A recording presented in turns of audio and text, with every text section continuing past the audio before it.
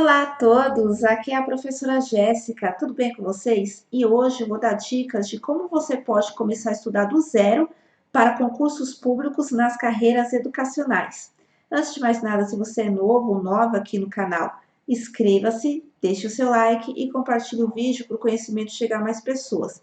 Além disso, se você está se preparando para os concursos de Santo André, Ferraz de Vasconcelos, Ribeirão Pires, Itapevi, Jandira, Estado de São Paulo, Caieiras, eu tenho as minhas apostilas. Vai ficar no primeiro comentário fixo desse vídeo o meu telefone no WhatsApp para a compra das apostilas. E também, se você tem dificuldades com a matemática, eu tenho o curso do professor Lucas para indicar, que é o Matemática Maceteada, que inclusive tem canal aqui no YouTube. Vai ficar na descrição desse vídeo o link do site da Hotmart para vocês adquirirem o curso de matemática, beleza? Agora eu vou dar dicas de como você pode começar a estudar do zero para concursos públicos nas carreiras educacionais, principalmente aí para professores ou para os cargos de apoio escolar. Ou até, às vezes, você já fez concursos públicos, porém você não estuda efetivamente, não está vindo as aprovações e você não sabe por quê. E para quem não me conhece, eu tenho aprovações em vários concursos, por exemplo, Prefeitura de Caieiras, para professor de educação básica, Prefeitura de Cajamar, Jundiaí, Estado de São Paulo, Prefeitura de São Paulo, para o auxiliar técnico de educação, agora aí para professor também, passei nas próximas fases, e tem outras aprovações aí, FIT, Osasco, então eu tenho uma certa propriedade aqui para falar para vocês. E muitas vezes as pessoas adquirem até meus materiais, mas ficam nessa dúvida, como eu posso começar a estudar efetivamente do zero? Ou para você que já fez concursos e não está vindo aprovação, por que será que não está vindo? O que eu estou fazendo de errado?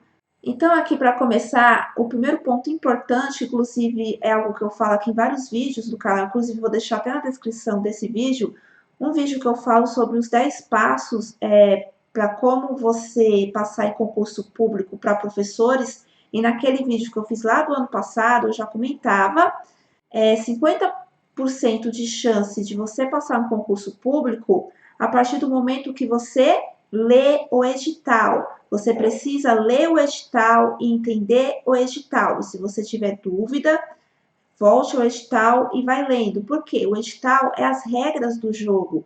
É nele que você vai ter as informações do que vai cair na sua prova, que dia é a prova, qual é a cor da caneta que é para fazer, se tem inserção da taxa de inscrição, se tem lista de cotistas, seja para pessoas com deficiência ou as cotas raciais, se tem prova de títulos, o que é a prova de títulos? Você pode mandar pós-graduação, mestrado, doutorado, é claro, nos cargos de nível superior, e ter acrescentado aí uma pontuação na sua nota final. Então, é muito importante você ler o edital, certo? Leia o edital na íntegra. E sempre quando você tiver dúvida, recorra ao edital, porque o edital é as regras do jogo do concurso público. Por exemplo, muitas pessoas no concurso da Prefeitura de São Paulo, que podia concorrer à cota racial, perdeu o direito porque não se atentou às regras que estavam no edital de como mandar a documentação para concorrer nas cotas. Então, olha a importância do edital. Depois ficou na dúvida em relação ao que seria a nota de corte, quem ia ter a redação corrigida, quem ia para a prova prática. E todas essas dúvidas surgiram muitas vezes porque a pessoa simplesmente não lê o edital ou revisita o edital, certo? Outro ponto importante, continuando aí falando do edital, é a parte bibliográfica. Pega o edital, pega um documento no Word, copia e cola e tenta fazer verticalizado. Inclusive aqui no canal, a maioria dos concursos eu também faço isso aqui para vocês. Pega lá todos os conteúdos, português, matemática, informática, conhecimentos específicos, legislação, e coloque tudo assim, um debaixo do outro, na vertical. Daí você vai vendo as matérias que você tem para estudar e vai ticando o que você já estudou, o que falta para estudar. É importante você saber na ponta da língua o que você tem que estudar. Ah, eu vou estudar qualquer coisa de português? Não, você vai estudar aquilo que está sendo cobrado no edital. Na prova, não pode cair nada que não esteja na bibliografia do edital. Pode acontecer que caia coisas que não estão no edital? Sim, mas daí você vai pedir recurso contra o gabarito, porque não pode cair nada que está em desacordo da bibliografia. É a mesma coisa de legislação. Por exemplo, o edital saiu no dia 1º de abril, mas no dia 2 de abril saiu uma nova atualização da LDB. Essa atualização não entra, é só tudo que é para trás da data do edital. Isso também é muito importante. Agora, outro ponto importante é como organizar os seus estudos. A primeira coisa importante é você ter um plano de estudos. Eu sempre falo aqui de cronograma, até já fiz alguns cronogramas de alguns concursos aqui no canal, como da Prefeitura de São Paulo, São Bernardo e outros concursos aí. É importante você saber no dia o que você vai estudar. Então, por exemplo, vou começar a estudar para o concurso de Santo André, segunda-feira. Daí eu chego segunda-feira, eu não sei que horas eu vou estudar, daí, deixa eu mexer aqui no TikTok, daqui a pouco eu vou ver. Quando você vai ver, já não dá mais tempo de nada. Eu não sei se eu estudo português, se eu estudo matemática, se eu estudo algum autor. Não, você precisa saber primeiro que horas você vai estudar. Tem um horário definido. Se eu vou estudar de manhã, de tarde, de noite, você pode dividir. Eu tenho 3 horas livres por dia. Porém, eu só posso estudar 1 hora de manhã antes de trabalhar e depois 2 horas da noite quando eu chego. Não tem problema, você pode fazer assim. Mas é importante você ter um horário de estudos definido. E também saber o que você vai estudar. Então, pega a bibliografia que eu falei para você fazer lá verticalizado e faz um cronograma, uma planilha, no caderno, no computador e coloca. Segunda-feira eu vou estudar português. Terça-feira eu vou estudar matemática. Quarta-feira, informática. Assim, para começar. Mas você pode organizar também os seus estudos por blocos de estudos, que não é uma coisa engessada, um calendário. Então, às 14 horas da segunda-feira eu vou estudar matemática, na terça-feira, no mesmo horário, eu vou estudar informática. Não, por blocos de estudos você pode organizar um ciclo. Então, eu vou começar a estudar legislação, 2 horas. Daí, no próximo ciclo, eu vou estudar autores. No próximo ciclo, eu vou estudar a língua portuguesa e vou seguir no ciclo, mas eu não tenho algo engessado ali do dia tal, eu preciso cumprir.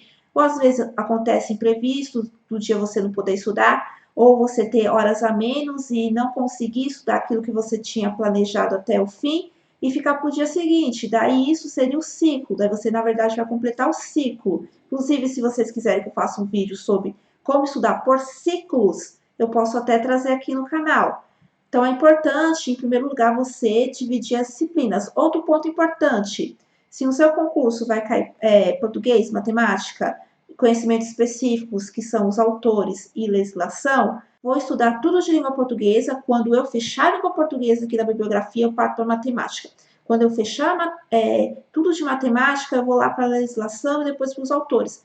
Quando chegar na data da prova, o que você viu ali de língua portuguesa, você não vai lembrar mais, você vai se esquecer. Portanto, divida as disciplinas. Na escola, a gente não é dividido as disciplinas, não é organizado? A gente estuda 5 horas por dia atualmente, na maioria das redes, por exemplo, no ensino fundamental. Então, está lá dividido, 2 aulas de língua portuguesa, 1 aula de matemática, 1 aula de ciências, 1 de artes, um exemplo. Não é 5 aulas seguidas de português, no dia seguinte 5 aulas de geografia, não. É intercalada as disciplinas, não é? Na escola. É a mesma coisa para você estudar concurso público, intercala as disciplinas. Então, se eu tenho 3 horas de estudo num dia, eu vou estudar 1 hora de língua portuguesa, 1 hora de matemática, 1 hora de conhecimentos específicos. Vai intercalando as disciplinas. Não estuda uma disciplina inteira para depois ir para outra, porque você vai se esquecer depois. Outro ponto importante é organizar o tempo e a priorização de estudos. Então, qual que é a matéria que eu tenho que dar mais ênfase, porque dependendo do edital vai ter isso. Então, vamos pegar um concurso que tenha 40 questões, sendo 20 de conhecimentos específicos, 15 de língua portuguesa e 5 de matemática, que geralmente é os concursos da banca RBO.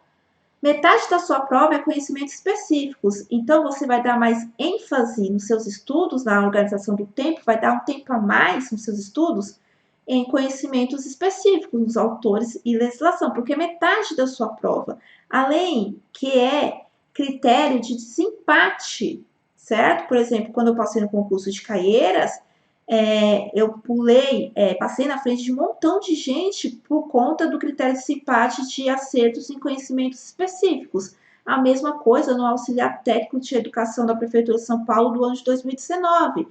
Então, priorize os conhecimentos específicos. Eu não estou falando, não estude português e matemática, estude, mas não fique tão bitolado, tão preocupado nessas duas matérias gerais. Se preocupe principalmente com os conhecimentos específicos, porque às vezes a gente pensa, eu já dou aula, eu vi isso na faculdade, eu tenho muita dificuldade em matemática, eu estou passando por causa de matemática. Daí faz a prova, era 20 questões de conhecimentos específicos, acerta 10, 12, 13 e acha que tá ótimo. Não, se você tem conhecimento tão bom assim da parte específica, era para você gabaritar, ou no mínimo errar duas. Então, você tem que ver isso aí também, tá? Então, priorize conhecimentos específicos, certo? Daí depois, uma prova dessa, que 15 questões são de português, daí depois você prioriza português. E por último, matemática. O concurso de Santo André, são 20 questões de conhecimento específico, se eu não me engano, 10 de língua portuguesa, 10 de matemática e 5 de informática. Eu não estou falando que você não vai estudar informática, mesmo porque se você não acertar nenhuma questão de informática, você será zerado. Mas também você não fique no desespero de, nossa, eu tenho que estudar muito informática. Acertando uma questão é o que importa. Às vezes a pessoa pode acertar 5 questões de informática, empatar com você.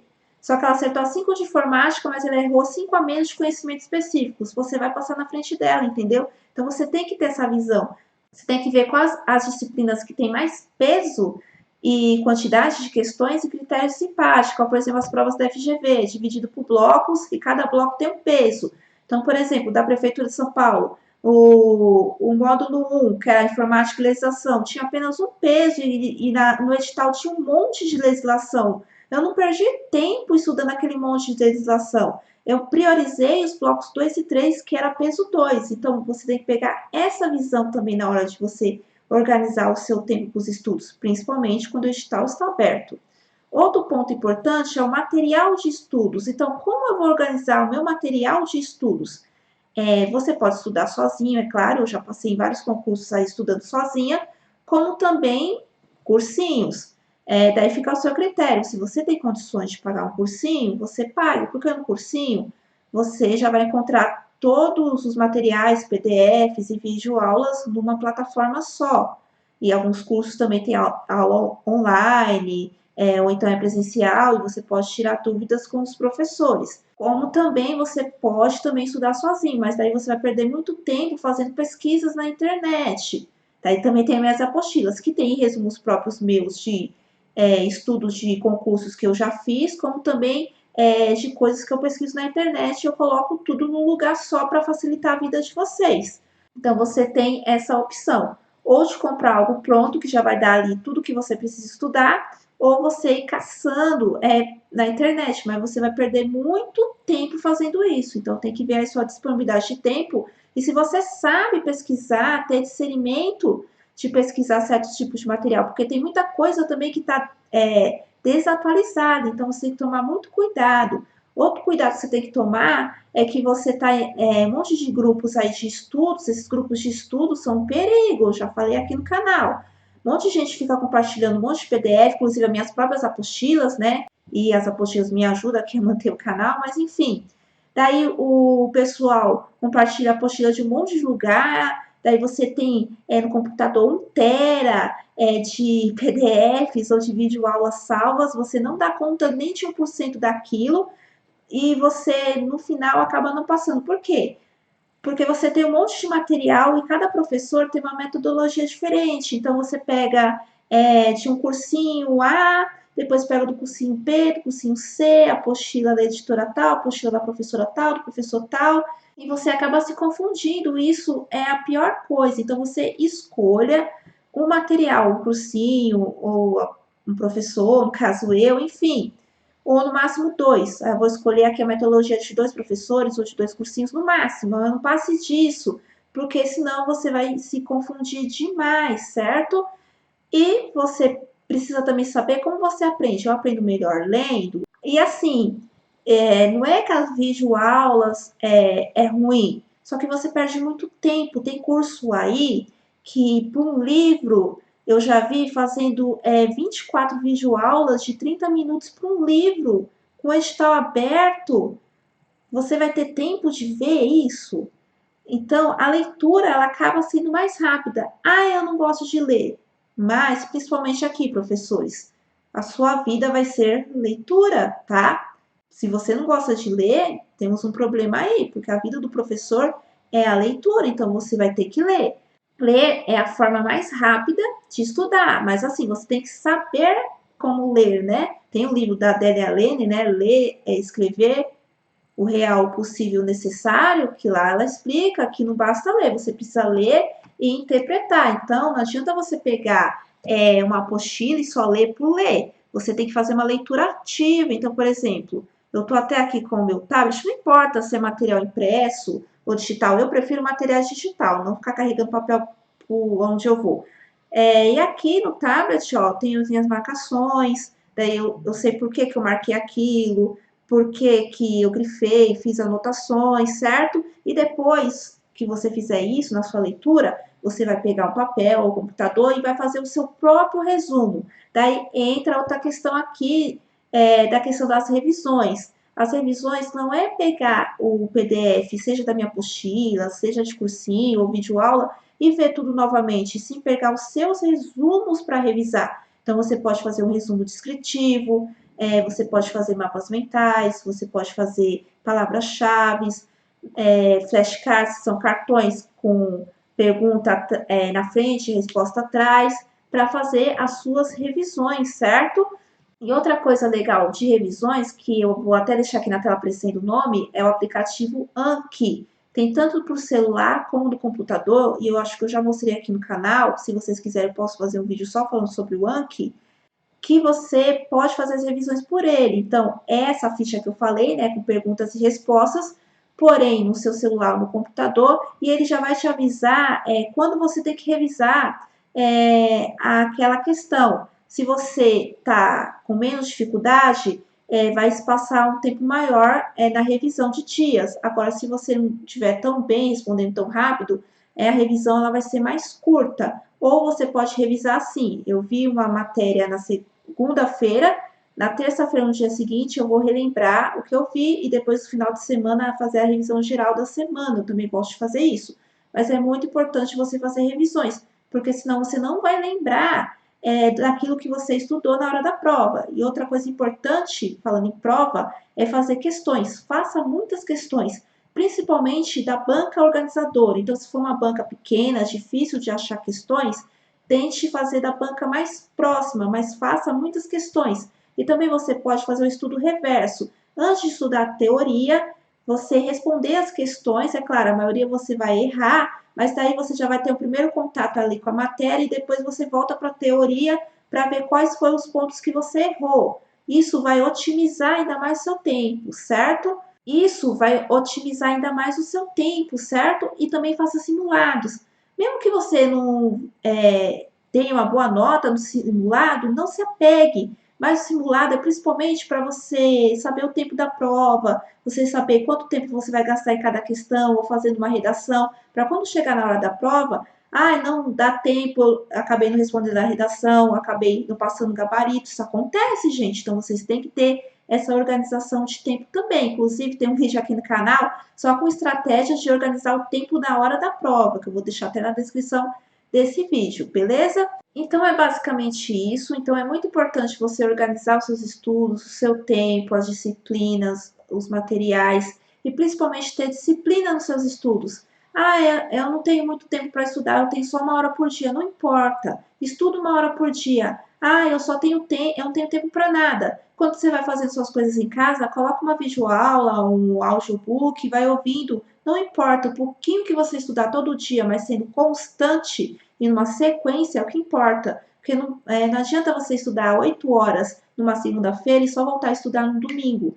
Isso não vai te ajudar em nada. Então, estude nem que seja um pouquinho, mas todos os dias para você chegar na sua aprovação, o seu concurso, seja do apoio escolar, seja para professor, porque é um benefício muito grande ser professor efetivo. Não ter que ficar correndo atrás de contrato, de processo seletivo, de chegar no ano e saber onde você vai trabalhar, você ter ali seu cargo efetivo. de você ter essa segurança, de você passar em mais de um concurso, poder acumular, ou poder escolher onde você quer trabalhar, se você quer ganhar mais, quer trabalhar perto de casa. Então, é muito legal ser professora efetiva e eu espero que chegue logo aí a sua tão sonhada aprovação aí com essas dicas que eu passei para vocês, beleza? Bom, se vocês tiverem algumas dúvidas ou sugestões, deixe aqui nos comentários que isso ajuda muito no engajamento do canal. Bom, espero ter ajudado. Até a próxima. Tchau!